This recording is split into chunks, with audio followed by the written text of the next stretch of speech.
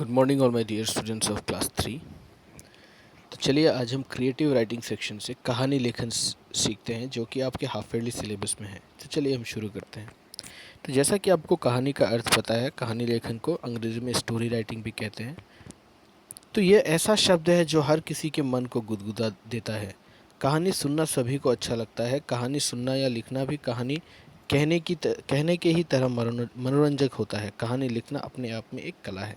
तो कहानी लिखना यानी कि स्टोरी लिखना खुद के क्रिएटिविटी का एक कमाल है। मतलब हमें सोच विचार कर कहानी को लिखना पड़ता है और इसमें भी एक अलग ही मज़ा है। आओ कहानी लिखना सीखे। तो कहानी लिखने के कुछ तरीके होते हैं, चलिए उसको सीखते हैं। तो कहानी लिखते समय हमें कुछ बातों का ध्यान रखना चाहिए। जैसे पहला है, कहानी मनोरंजक होनी चाहिए। दूसरा, कहानी में वाक्य छोटे छोटे होने चाहिए। भाषा सरल होनी चाहिए। कक्षा 3 के स्तर पर 40 से 50 शब्द सीमा उचित है। आसान और समझ आने वाले शब्दों का ही प्रयोग करना चाहिए। कहानी का शीर्षक छोटा होना चाहिए और पूरी कहानी का संकेत देने वाला होना चाहिए। कहानी शिक्षाप्रद होनी चाहिए और अंत में उसकी शिक्षा अवश्य लिखनी चाहिए। तो हमें इन बातों का ध्यान रखना चाहिए कहानी लिखते वक्त। और कहानी दो प्रकार से लिखी जा सकती है। पहला है चित्रों और संकेतों के आधार पर और दूसरा है सहायक शब्दों के आधार पर। तो चलिए चित्रों और संकेतों के आधार पर जो कहानी लिखते हैं कि सबसे पहले चित्र को ध्यान से देखना पड़ता है और समझना पड़ता है कि उसमें क्या क्या दिख रहा है, कौन कौन से काम हो रहे हैं, चित्र का भाव क्या है आदि। चित्रों के नीचे संकेत रूप में दिए गए सहायक शब्दों को पढ़े, फिर सहायक शब्दों के आधार पर कहानी का विस्तार करना चाहिए।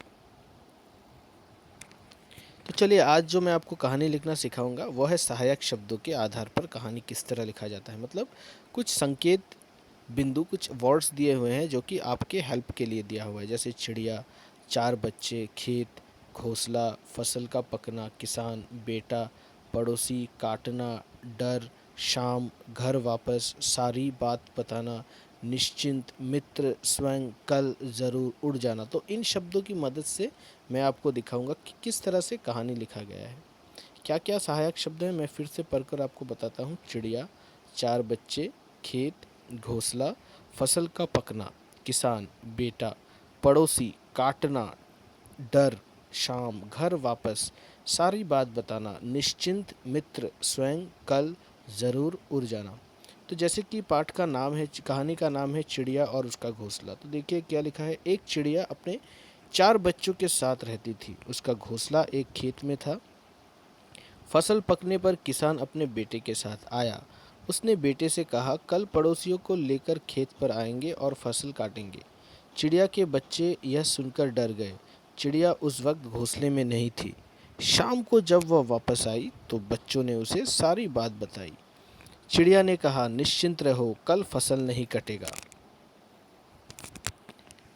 अगले दिन फिर किसान और उसका बेटा आया। किसान ने बेटे से कहा, पड़ोसी तो नहीं आए, कल अपने मित्रों को बुलाकर फसल कटवा लेना। शाम को चिड़िया फिर उसे उन्हें निश्चिंत रहने के लिए कहा। तीसरे दिन किसान ने बेटे से कहा, कल हम दोनों आएंगे और स्वयं फसल काटेंगे। जब चिड़िया ने यह बात सुनी तो बोली, कल फसल ज़रूर कटेगा। यह कहकर वह अपने बच्चे को लेकर उड़ गई। तो हमें इस कहानी से क्या सफलता मिलता है? इस कहानी से हमें यह शिक्षा मिलती है कि हमें अपना काम स्वयं करना चाहिए। तो मैंने आपको दिखाया कि किस तरह संकेत बिंदुओं के आधार से हम कहानी लिख सकते हैं। तो इस कक्षा में हमने जाना कि संकेत बिंदु मतलब कुछ वर्ड्स दिए रहेंगे, उन वर्ड्स के आधार पर आप कैसे कहानी लिख सकते हैं। मैं आपको दूसरे क्लास में बताऊंगा किस तरह चित्रों के आधार से आप कहानी लिख सकते हैं। तब तक के लिए मैं चाहूँगा आप सभी बच्चे इसको अच्छे से पढ़ें और समझें। तब तक के लिए धन्यवाद।